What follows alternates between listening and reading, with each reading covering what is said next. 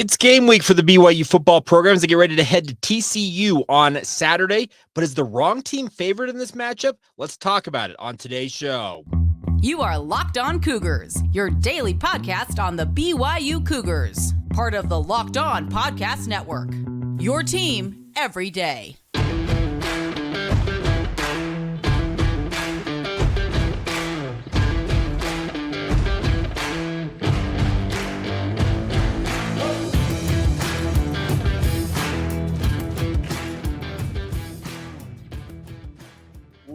What's up, everybody? I'm Jake Hatch, your host here on Locked On Cougars, your resident BYU insider. Thank you for making Locked On Cougars your first listen of the day. Thank you to all of you who make Locked On Cougars being everydayers with us here on Locked On Cougars, is what I'm trying to say. And a big thank you for all your support, as always, as we are your original daily podcast focused on all things BYU sports.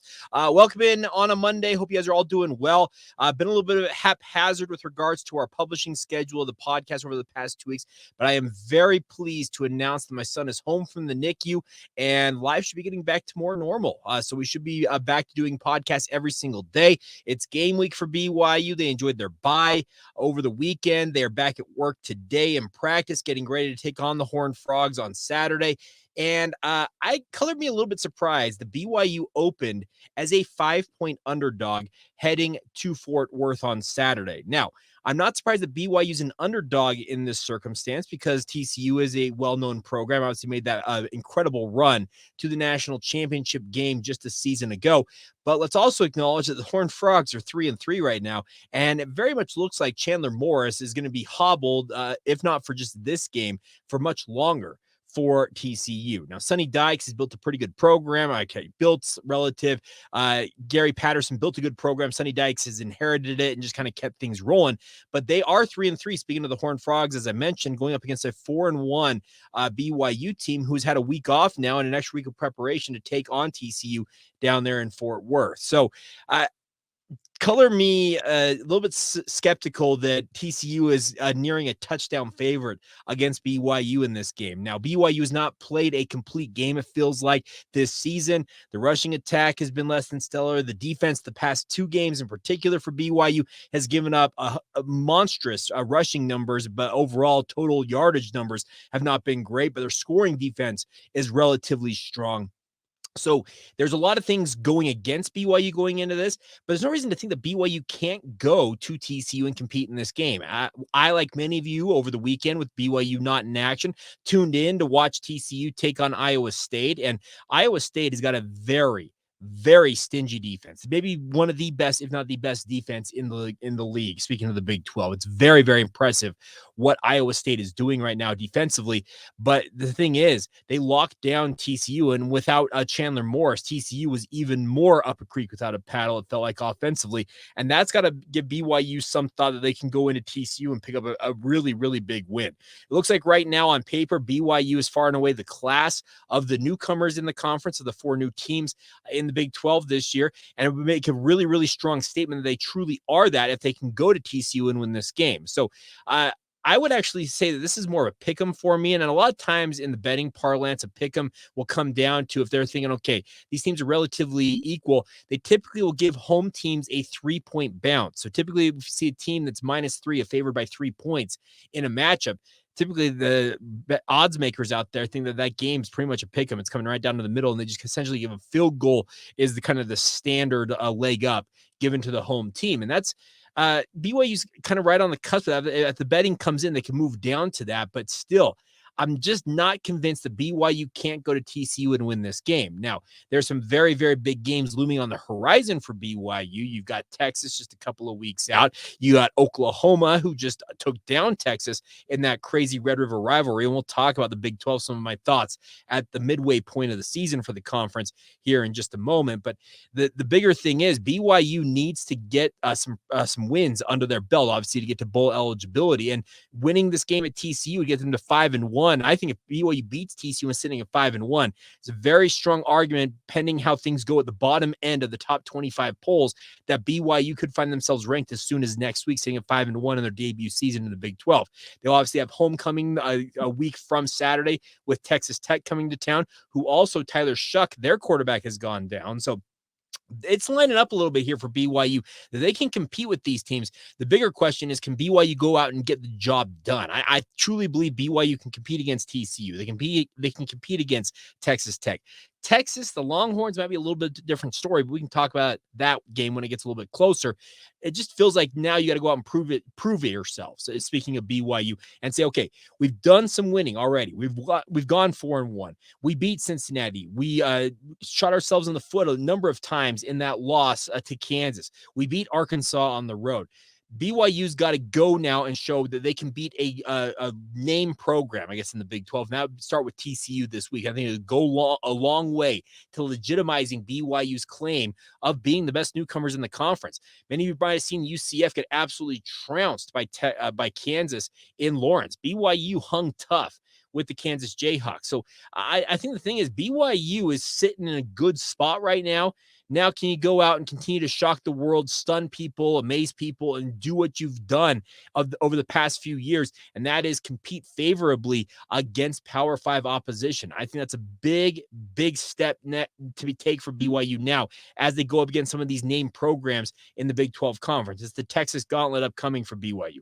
TCU this week, home to Texas Tech, and then at Texas. The month of October, on paper, does not look like an easy one for BYU, but right now, BYU's going to be feeling pretty good about their chances of going to Fort Worth to kick that swing off, and getting a win over the TCU Horned Frogs. We'll talk more about this game as the week progresses, obviously. We'll have Steven Simcox from Locked On Horned Frogs on a crossover edition of the podcast on Thursday to talk about the matchup, so stay tuned all week long as we get closer and closer to this matchup. It's game week once again, BYU fans. Hope you enjoyed the bye week, but we are right back to work.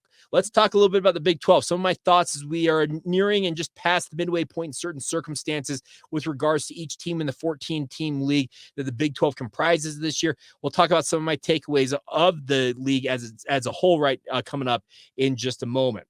Now, a quick word on our friends over at Athletic Brewing. Now, Athletic Brewing's been changing the near beer game out there, my friends. That's the thing about this. They are absolutely revolutionizing things. The best part is they have the Game Changers of the Week brought to you by Athletic Brewing. Without BYU playing this week, I'm going to give the Game Changer of the Week to the Oklahoma Sooners. For them to win the Red River rivalry in the way they did it, you probably got to give a nod to Dylan Gabriel. An absolutely sensational performance for him and a huge win for Oklahoma in that. But just like the athletic players on the football field, Athletic Brewing has revolutionized the non-alcoholic beer game. They make non-alcoholic beers that actually taste good, full flavor, well-crafted, just like a full-strength beer. The best part about this is, my friends, there's no hangover ever, and these are near beers that have actually beaten full-strength beers in international and national competitions. So think about that, my friends. They're fit for all times. You can drink them anytime, anywhere, and make any activity more enjoyable, like watching a big game or your kid's game,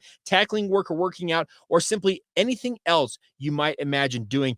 That is the best part about our friends over at Athletic Brewing. You can find Athletic Brewing Company's non-alcoholic brews at a store near you, or you can buy them online at athleticbrewing.com. First-time customers can use the promo code LOCKEDON to get 15% off your online order. That's promo code LOCKEDON at checkout. Get 15% off at athleticbrewing.com. Near beer exclusions and conditions apply. It's all courtesy of Athletic Brewing Company, fit for all times. Thank you once again for making Locked On Cougars a part of your day. Thank you for being everydayers with us right here on the podcast. Coming up on tomorrow's edition of the podcast, because we didn't have a game last week, let's get to a mailbag. I've not done a mailbag yet this season, I guess an official mailbag on the podcast. So if you got questions about BYU, stuff you'd like me to address, we'll get to them on tomorrow's show. You can send them via email, lockedonbyu@gmail.com. You also can tweet at us on social media, drop us a note on Instagram, or send us a message on Facebook. We're available on all those different platforms. So thank you in advance for your support in that venture. We'll get to those questions on tomorrow's show. All right. So the Big 12 right now is nearing the midway point, or just past the midway point for most of these teams. BYU's only played 5 games. They'll play their 6th game and get past that midway point this week. A number of other teams have already reached the 6-game threshold via this past weekend. So at the midway point of the season for the Big 12 right now, it's really, really interesting how things are shaking out. It really does feel like that the middle class, and what I call that the middle tier of the Big 12 Conference, of which BYU is firmly a part of, could very much end up with a number of teams that sit between, it feels like 8-4 and 5-7. There could be like the vast majority of the 14 teams in this league, maybe let's say 14 of them, not 13, 11 of them end up between that 8-4 and 5-7 mark, either flirting with bowl eligibility or being on the plus side and being in a bowl. And then I think you have two teams that have really established themselves as the front runners, and those are the two teams that are leaving. The Red River rivalry was absolutely sensational, a crazy game. If you do not get a chance to watch it, I'd encourage you to pull it up, whatever means necessary. Watch it on YouTube, whatever. Watch the highlights at minimum. Really, really phenomenal game, and really established that Oklahoma actually is back. I was not a believer that the Sooners were going to be this good as soon as this season, because I just felt like last year they took such a big step back. But I give credit where credit is due, and the Sooners very much look like the class of the Big 12 right now. But it doesn't mean that Texas is out of it by any means. They only lost by 4 points. It took a last-minute touchdown for the Longhorns to be dethroned, as it were. And I expect those two teams are going to be the class of the Big 12 in their final season as members of this conference. Now, that's obviously not ideal for the remaining members of the conference to have maybe the two schools that are bolting for the SEC potentially on en route or in line to play for the conference title there at Jerry World at AT&T Stadium in early December. But until somebody steps up and really proves that they can run with those two, who's going to say that they're not the favorites to do that? The one team that feels like they may be completely out of this right now are the Houston Cougars. BYU's fellow newcomer to the conference. Feels like Dana Holgerson has got a lot of fire under his seat right now. Who knows if they're really going to pull the trigger after just one season in the Big 12 for him, but it just feels like Houston may be faltering a little bit, and they may be the one team that's kind of out of the race already this season at the midway point. But then, like I said, that leaves kind of the other 11 teams in this conference really battling. Baylor, I want to think that Baylor can get better. They may be the one other one. If you want to say that another team may already be out of it, are the Baylor Bears, because just their offense is absolutely putrid right now. It's crazy to think about that, because as Cougar fans, many of you are very familiar with Jeff Grimes and Eric Mateos, who are obviously two coaches who are BYU for quite a while. Also, AJ Stewart, a former running backs coach for BYU. He's on that staff at Baylor, but that offense is absolutely putrid. And unless they can get something fixed very, very quickly, it feels like Baylor may be out of the race. We'll let them hold on for one more week, but really the vast majority of this conference, it feels like, are going to be beaten up on each other. And that's why I think BYU, going back to my original point on today's show, it would be so big for BYU to go to TCU and get the Horned Frogs while they're reeling a little bit and get this win on Saturday, because we get BYU to 5-1. At that point, you got to just snap up one more win. You got bowl eligibility, and at that point, are you one of the teams who ends up finishing 8-4 because you're brimming with confidence? If you lose at TCU, you start a little bit down the path of, okay, maybe we're not necessarily as good as we thought. You can find yourselves at the end of this month being 4-4 and thinking you're going into the month of November trying to pick off a win against Iowa State and that stingy defense, having to go to West Virginia, win that game, having to go to Oklahoma State on the final weekend of the season, maybe with your fifth win in your pocket and trying to get to number 6. That's what it really feels like with this TCU matchup right now for BYU. It'd be a really, really important win for BYU to get it this weekend and take some of the pressure off themselves that could potentially creep up on them. But that's the other thing about this. The entire rest of the league, going back to the point here, is that it feels like 10, 11 of these teams, there's going to be a jumbled mess in the middle of the Big 12. I really think that you're going to see Texas and Oklahoma separate themselves unless somebody really gets on a hot streak very, very quickly. And then the middle tier, or the middle of the pack for the Big 12, is going to be a bunch of teams, a couple of 8-4, a bunch at 7-5, a bunch at 6-6, and maybe a few that end up 5-7, just missing out on bowl eligibility. And that's really how this league is going to go. And I know that doesn't necessarily speak great about the conference when you're all beaten up on one another, but it shows that there's parity in this league. Now, also, if Texas and Oklahoma are truthfully the class of the conference this year, it's got to give some thought that, okay, with the new Big 12 next year, obviously with the additions of the Arizona schools, Utah and Colorado, there's a lot of parity in this league. And are any of those newcomers going to come in? Are they going to slot right in and be the heavy favorites right away? I don't think so. I think that the whole thought is that 2024 and beyond for the Big 12, if things go how they look right now for the Big 12, very much could be a conference that's full of parity, and you're going to have an absolute dogfight to try and claw and scratch and do everything you need to do to climb to the top of that pile and find yourself potentially in the college football playoff. So there's an excitement factor to being in having a huge middle tier of this conference, beating each other up as it looks like it might unfold this season. But at the same time, it may also that cannibalization. We've seen it from the Pac-12 in the recent past that it can absolutely hurt the perception of a conference as well. So it's kind of a two-edged sword here, but it really kind of feels like that's how things are trending right now for the Big 12 conference. And we'll see. Like I said, this is the midway point of the season. The back half of the season is really when teams really, it feels like, start to gel. Now, you start to see teams gelling around this point. You start to get an idea of what a team could be. But the back half of the season is when guys are as what am I trying to say? They're about as good as they're going to be that season. And some teams, they may find their legs at the midway point and just take off and run the rest of the way. There's other teams that the wheels could come off. Injuries, a turnover bug, all that type of stuff could derail a season. So it looks one way right now, but there's always the chance that in 2 and 3 weeks or even 6 or 7 weeks down the line that everything looks completely different. Maybe we have a very clear-cut top 3 or 4 in the Big 12. The middle class is cut down a little bit, and some of the teams have absolutely fallen out like a Houston along the way. So I'm interested to see where it goes, but it looks like right now it's going to be a very strong top 2, it feels like, of the outgoing programs in Texas and Oklahoma. Meanwhile, that middle tier is going to beat each other up, and then the stragglers, maybe just Baylor and Houston out there. So it's just a very, very curious time in the Big 12 as we, like I said, approach the midway point for some teams, but other teams already having reached the halfway point of the season with their 6th game under their belt. And it's just kind of interesting to see where things stand right now and ultimately where they will unfold over the final 2 months and change of this season. All right, coming up here in just a minute, we'll finish out today's edition of the podcast with some notes on former Cougars in the pros and the NFL. Also, 2 former Cougars showing out on the international stage in the marathon, clinching 2 spots at the Paris Olympic Games for Team USA, and it's 2 former Cougars who do that for Team USA. We'll talk about all that as we continue on right here on Locked On Cougars. Real quick word on our friends over at eBay Motors. Passion, drive, and patience. What brings home the winning trophy is also what keeps your ride or die alive. And that's where eBay Motors has everything you need to maintain your vehicle and level up to peak performance. From superchargers, roof racks, exhaust kits, LED highlights, and LED headlights, and more. Whether you're into speed, power, or style, eBay Motors has got you covered, my friends. With over 122 million parts for your number one ride or die, you'll always find exactly what you're looking for. And with eBay Guaranteed Fit, your part is guaranteed to fit your ride every time, or you get your money back. Because with eBay Motors, you're burning rubber, not cash. With all the parts you need at the prices you want, it's easy to turn your car into the MVP and bring home that win. Keep your ride or die alive at ebaymotors.com. It's all courtesy of ebaymotors.com. Eligible items only, exclusions apply, and the eBay Guaranteed Fit is available only to U.S. customers. Today's show is also brought to you by our friends over at UCCU. Now, UCCU has a new thing called Learn and Earn they've been running for the last couple of months, and the UCCU mobile banking app is paying your entire family to learn about money.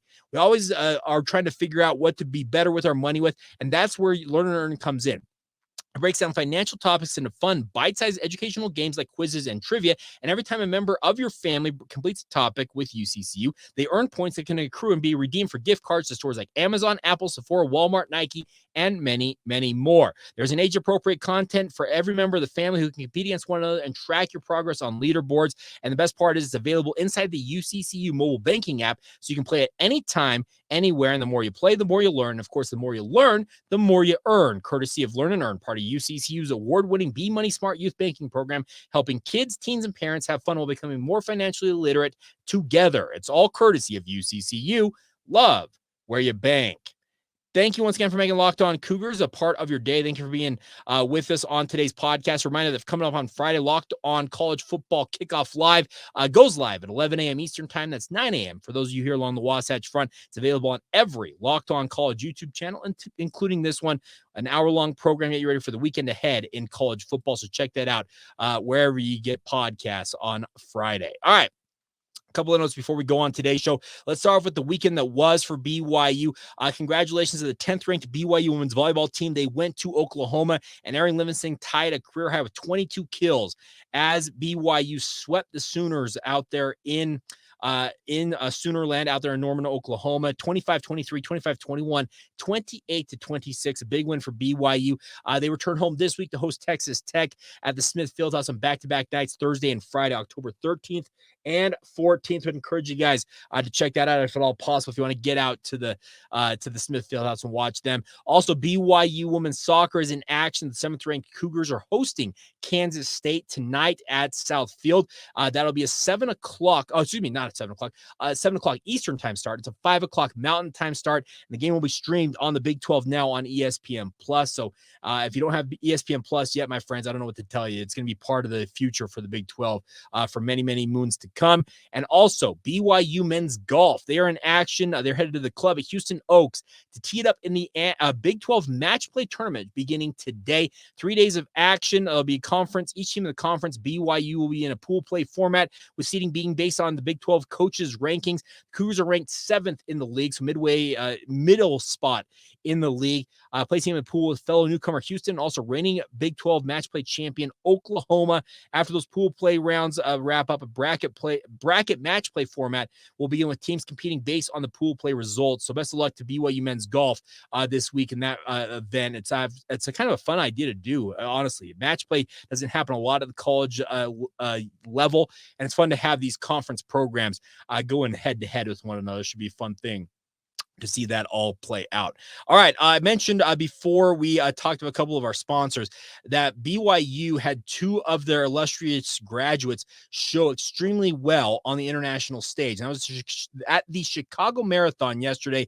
The top American finishers came through Utah. They were in the 45th edition of the annual road race yesterday in Chicago. Connor Mance, the former BYU star, had a personal best time of 2 hours, 7 minutes, and 47 seconds to finish 6th overall, and fellow BYU graduate Clayton Young was right behind him with a minute of 2